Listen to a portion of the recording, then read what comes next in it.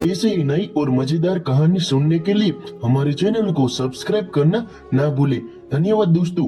मेरी मालकिन की एक छोटी बेटी हर रात कमरे में तेल और केला लेकर जाती थी और कुछ घंटों बाद जब बाहर निकलती तो पसीने से लथपथ होती थी। वो एक काम सब लोगों से छुपकर करती थी, लेकिन मेरी नजर तो उन पर पड़ ही जाती थी क्योंकि उस वक्त मैं रसोई घर में काम कर रही होती थी। ये काम उनका रोज का होता था। मैंने उनका ये राज जानने के लिए एक दिन उनके कमरे में छुप गई कि आखिर वो केले और तेल का क्या करती है। अभी उनको कमरे में आए कुछ ही समय हुआ था, फिर मैंने जो देखा उसे देखकर तो मेरे पैरों तले से जमीन खिसक गई, क्योंकि मेरा नाम रानी है। मैं एक गरीब खानदान में पैदा हुई थी। मेरे माता पिता लोगों के खेतों में काम करके 2 वक्त का खाना जुटाते थे। मैं अपने माता पिता की इकलौती संतान थी। घर की हालत ठीक न होने की वजह से मेरे माता पिता मुझे पढ़ाई लिखाई न करवा सके। जैसे तैसे हमारे दिन निकल रहे थे। मेरी उम्र 10 साल की थी। मैं अपने माता पिता को ऐसे खेतों में दिन रात मेहनत करते देखती तो मुझे बहुत तकलीफ होती थी। इसी वजह से मैं भी उनके साथ काम करने चली जाती। ऐसे ही कुछ दिन बाद मेरे पिताजी की तबीयत बहुत बिगड़ गई। उन्हें हॉस्पिटल लेकर जाया गया, जहाँ वो डॉक्टरों ने हजारों का खर्चा बताया। अब हम लोगों के पास तो इतने रुपए थे नहीं, इसलिए मेरी माँ जमींदार जी के पास गई, जिनके खेतों में हम लोग काम करते थे। उनके सामने अपनी झोली फैलाकर मदद मांगने लगी, लेकिन जमींदार ने इतनी पैसे देने से मना कर दिया। हालांकि उनके लिए इतने पैसे देना कोई बड़ी बात नहीं थी, लेकिन फिर भी उन्होंने कोई मदद नहीं की। इसी वजह से मेरे पिताजी का इलाज न हो पाया और वो हमें और इसी दुनिया को छोड़कर चले गए। अब हम लोगों का सहारा छीन चुका था, लेकिन जैसे तैसे मैंने और मेरी माँ ने खुद को संभाला और फिर से अपना जीवन यापन करने लगे। मेरी माँ और मेरे खेतों में काम करके अपना पेट भरने लगे। मेरे मन में जमींदार जी के लिए बहुत गुस्सा भरा हुआ था, लेकिन मैं कुछ भी नहीं कर पाती थी। एक दिन शहर से कुछ बड़े लोग आए जिनका ये जन्मदिन था। उन लोगों ने अच्छे अच्छे पकवान हम गरीबों में बांटे। हम लोगों तो ये भी जानते नहीं थे कि आखिर हमारा जन्मदिन आता कब है, लेकिन उन बड़े लोगों ने दिए गए पकवान खाकर हम लोग उनमें दुआएं देने लगे। कुछ दिन यूं ही निकले। फिर एक दिन मेरी माँ अचानक से दिल का दौरा पड़ने से इस दुनिया को छोड़कर चली गई। अब मेरे ऊपर दुखों का पहाड़ टूट चुका था। मेरी माँ मेरी एकमात्र सहारा थी, अब वो भी मुझे छोड़कर जा चुकी थी। मैं पूरी तरह से टूट चुकी थी। इसी में मुझे मेरी चाचा चाची के पास ले गए। आखिर अपने अपने होते हैं और पराई पराई होते हैं, इसी चीज का फर्क मुझे अब समझ में आ रहा था। मेरी चाचा चाची अपनी बेटी को अच्छा खाना अच्छे कपड़े देते थे, लेकिन मुझसे अपने सारे घर का काम करवाते थे। अच्छे से बोलना तो दूर, मेरी तरफ देखते भी नहीं थे कि मेरी हालत कैसी है। खैर, मैंने इसे अपनी किस्मत समझकर स्वीकार कर लिया। एक दिन मैं घर पर बर्तन साफ कर रही थी, तभी मेरे चाचा जी शहर से आए और मेरी चाचा से कहा कि शहर के एक घर में काम वाली की जरूरत है, क्यों ना हम रानी को वहाँ काम में लगा दे। हमारे पास पैसे आते रहेंगे और रानी वहाँ काम करती रहेगी। मेरी चाची भी इस बात से खुश हो गई। खुश हो भी क्यों ना, आखिर बिना मेहनत पैसे जो आ रहे थे। दूसरे दिन मेरे चाचा अपने साथ मुझे शहर लेकर गए। वहाँ हम लोग एक बड़े से घर में गए, जहाँ पर एक औरत ने अपनी 2 बेटियों के साथ बैठी थी। चाचा ने उनसे नमस्ते किया और मेरी तरफ इशारा करते हुए कहा कि आज से ये यही आपके यहाँ सारा काम करेगी। मैं इसे सुबह छोड़ जाया करूंगा और शाम को ले जाया करूंगा। उस मेम साहब ने मेरी तरफ देखा और पूछने लगी कि मैं उनके घर का सारा काम कर सकती हूँ कि नहीं। मैंने बिना कुछ बोले हाँ में इशारा कर दिया। इतने बड़े घर का इतना सारा काम मुझ जैसी अकेली को करने में बहुत कठिनाई होने वाला था, लेकिन मैं हाँ के अलावा कुछ बोल भी नहीं सकती थी, क्योंकि मेरे मन में चाचा चाची का इतना खौफ जो था। अब उस मालकिन ने मुझे अपना सारा काम समझा दिया और मैं रसोई घर में काम करने लग गई। पूरा दिन काम करती और शाम को चाचा मुझे घर ले जाते। घर जाकर वही रूखी सूखी रोटी खाने को मिलती और गर्मी में सो जाती। दूसरे दिन फिर चाचा मुझे मालकिन के घर छोड़ जाते। कुछ दिन ऐसे ही चलता रहा। एक दिन मालकिन के घर पर बहुत सारे मेहमान आए तो काम भी बहुत हो गया था। इसी वजह से मालकिन ने मुझे शाम को घर नहीं भेजा। उन्होंने मेरे चाचा से कहा कि जब तक हमारे मेहमान यहाँ पर है, आप रानी को यहीं पर रहने दो, क्योंकि देर रात सब लोग खाना खाते हैं, जिसकी वजह से काम भी बढ़ जाता है। मेरे चाचा ने मुझे वहां पर छोड़ दिया और खुद घर पर आ गए। मैं वहां पर देर रात तक काम करती रही और वहीं पर मालकिन ने मुझे रहने के लिए एक कमरा दे दिया। मुझे चाचा चाची के घर से ज्यादा अच्छा यहाँ लगता था, क्योंकि मुझे अच्छा खाना और पंखे वाले कमरे में रहने दिए जाता था। लेकिन जब भी मैं मालकिन को उनकी बेटियों के साथ देखती तो मुझे भी मेरी माँ की याद आ जाती। इसे ही कुछ दिन गुजर गए। मेहमान तो चले गए, लेकिन मालकिन ने मुझे अपने घर नहीं भेजा। उन्होंने चाचा को साफ बोल दिया कि रानी यहाँ पर ही रहेगी। अब मालकिन और उनकी छोटी बेटी के साथ मेरी अच्छी बनने लगी थी। त्योहार पर मालकिन मुझे नए कपड़े दिलाती थी। मालकिन की छोटी बेटी बहुत अच्छी थी, वो मुझसे घुल मिल गई। लेकिन उनकी बड़ी बहन बहुत गुस्से वाली थी।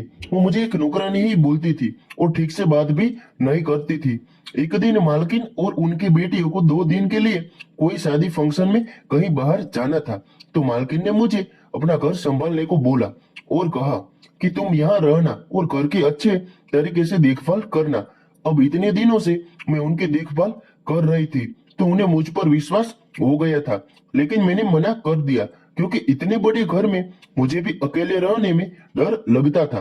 फिर मालकिन ने चाचा को वहां बुलाया और मेरे पास रहने के लिए बोला। चाचा ने तुरंत हाँ बोल दिया और मालकिन चली गई। अब मैंने अपना और चाचा जी का खाना बनाया और खाकर सोने चले गई। रात को करीब 12 बजे मेरे चाचा जी ने उठकर कमरे का दरवाजा खोला और बाहर चली गई। दरवाजे की आवाज से मेरी नींद खुल गई थी। पहले मैंने सोचा कि शायद वो पानी पीने रसोई घर में गए होंगे, लेकिन कुछ देर इंतजार करने के बाद भी वो वापस नहीं आए। तो मैं भी बाहर देखने के लिए चली आई कि आखिर वो कहाँ गए। मेरे इधर उधर देखने के बाद मुझे मालकिन के कमरे से आवाज सुनाई दी।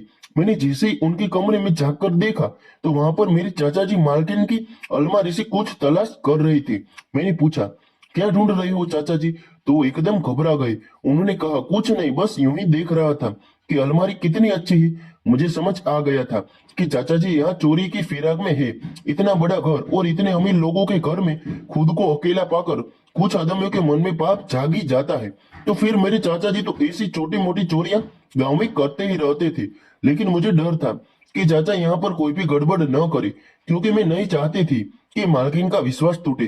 खैर, मैंने चाचा पर हर समय नजर रखनी शुरू कर दी। एक पल के लिए भी मैंने उनको अकेले नहीं छोड़ती थी। रात को भी गहरी नींद में ना सोती थी। ऐसे ही 2 दिन निकल गए और मालकिन और उनकी बेटियां वापस आ गए। उनके आने के बाद चाचा जी भी वापस चले गए। मालकिन मेरे लिए कुछ कपड़े लेकर आई थी, जिनको पाकर मैं बहुत खुश थी। एक रात में किचन में काम कर रही थी, तभी मैंने मालकिन की छोटी बेटी अंजू को अपने कमरे में केला और तेल लेके जाते हुए देखा। वो ऐसे चोरी की तरह नजर चुरा कर कमरे में जा रही थी, मानो उन्हें कोई देख न ले। मुझे थोड़ा अजीब सा लगा कि आखिर अंजू दीदी केले और तेल का क्या करेगी। दरअसल मालकिन के पति कुछ समय पहले गुजर गए थे, तभी से वो अपनी दोनों बेटियों के साथ अकेली रहती है। जमीन जायदाद होने की वजह से उनके अच्छे दिन थे। मैंने अंजू दीदी की बात को इतना गंभीरता से नहीं लिया, क्योंकि मुझे लगा कि पढ़ाई करने वाली लड़की ही कुछ करती होगी। आए दिन अंजू दीदी के कमरे में गए, लेकिन कमरे में तो कुछ भी ऐसा नहीं था। सब सामान अच्छे से पड़ा था। मैं बाहर आ गई और सोचने लगी कि आखिर माजरा क्या है। तभी अंजू दीदी और उनकी बड़ी बहन आ गई। मैंने उन दोनों के लिए खाना लगाया, लेकिन अंजू दीदी ने खाना खाने से मना कर दिया। वो सुबह भी नाश्ता नहीं करके गई थी। मैंने काफी देर से बोला कि प्लीज आप खाना खा लीजिए, लेकिन वो एकदम से मुझ पर चिढ़ गई। फिर मैंने कुछ ना बोला। थोड़ी देर बाद मैंने दीदी से सब कुछ पूछने का सोचा, लेकिन फिर मुझे ख्याल आया कि अगर मैंने पूछा और वो गुस्सा हो गई तो मुझे अंजू दीदी की फिक्र थी, क्योंकि जब से मैं यहाँ काम करने के लिए आई थी वो मुझे कभी भी एहसास नहीं होने देती थी कि मैं एक नौकरानी हूँ और मेरे लिए उन्होंने कुछ भी चीज मेरे चाचा चाची से बढ़कर किया था। कुछ देर बाद मेरे मन में ख्याल आया कि क्यों न मैं आज रात उनके कमरे में ही छुप कर बैठ जाऊं और देखूं कि आखिर होता क्या है। फिर मैंने रात को सब लोगों को खाना खिलाया और खुद बिना खाए ही दीदी के कमरे में ये कोने में छिप गई। मैं उस समय छिपी थी जिस टाइम दीदी रसोई घर में केला और तेल लेने आई थी। फिर मैंने देखा कि दीदी अपने कमरे में जाती है और कमरे के पीछे का दरवाजा खोलती है। मैं सोचने लगी कि उस दिन जब मैंने दीदी का कमरा देखा था तो मुझे ये दरवाजा नहीं दिखाई दिया। शायद दिखाई न देने की वजह से ये थी कि उस दरवाजे के आगे पर्दा लगा हुआ था। उसके बाद मैंने देखा कि दीदी उस दरवाजे से एक आदमी को अंदर लेकर आती है और उसके बाद जो हुआ उसे देखकर मेरे पैरों तले से जमीन खिसक गई।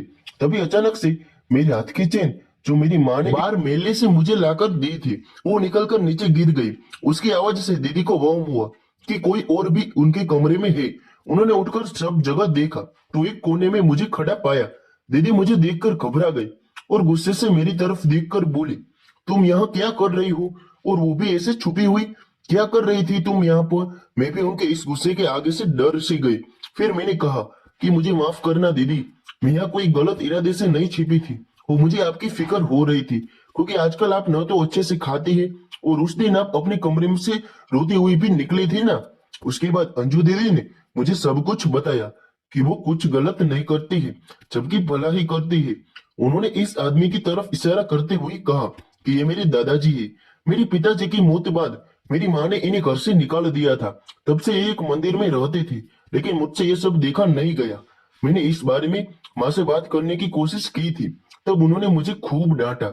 उसके बाद मैंने एक प्लान बनाया और रात को दादाजी को अपने कमरे में ले आती थी और सुबह इस दूसरे दरवाजे से वापस भेज देती थी। मैंने दीदी से पूछा कि फिर वो केला और तेल, तभी दीदी कहने लगी कि मेरे दादाजी का लीवर कमजोर है, जिसकी वजह से वो ज्यादा खाना पचा नहीं पाते हैं। इसी वजह से वो एक समय ही खाना खाते हैं। रोज सुबह कॉलेज जाते टाइम मैं इन्हें खाना दे आती थी और रात को ये खाना नहीं खाते थे, इसलिए मैंने इनको फल खिलाना शुरू किया। और केला इनका पसंदीदा फल होने की वजह से रोज रात को मैं इनके लिए केला लाने लगी। माँ और दीदी को पता न चले, इसी वजह से मैं ये सब छिपकर करती हूँ। और मेरे दादाजी के घुटनों में बहुत दर्द रहता है, इसलिए मैंने तेल लाना शुरू किया ताकि इसके घुटनों की मालिश कर सकूं। ज्यादा देर मालिश की वजह से मैं पसीने से भीग जाती थी, तभी तेल लगे हाथ बाहर धोने जाती थी। फिर दीदी ने कहा कि उस दिन मेरे दादाजी की तबीयत ठीक नहीं थी और मैं मजबूर भी अपनी माँ के आगे। इसी वजह से मेरी आंखों में आंसू आ गए। दीदी की इन सभी बातों को सुनकर वो मेरा सारा वहम निकल चुका था। मैं बिना कुछ बोले अपने कमरे में आ गई। मैं बार बार मालकिन को कोस रही थी कि कोई इतनी निर्दयी कैसे हो सकता है। एक बीमार पिता समान ससुर को घर से निकाल दिया, लेकिन मन ही मन दीदी पर भी गर्व हो रहा था कि आज के समय में इतना अच्छा दिल बहुत कम लोगों का होता है। वो दिल अर्जू दीदी के पास था। पता नहीं इस दुनिया को क्या हो गया है, वो जो लोगों को बिना सोचे समझे घर से निकाल देते हैं। अभी मुझे सब समझ आने लगा था कि जिस पर वो तकलीफ गुजरता है वो तकलीफ सिर्फ वही समझ सकता है। धन्यवाद दोस्तों।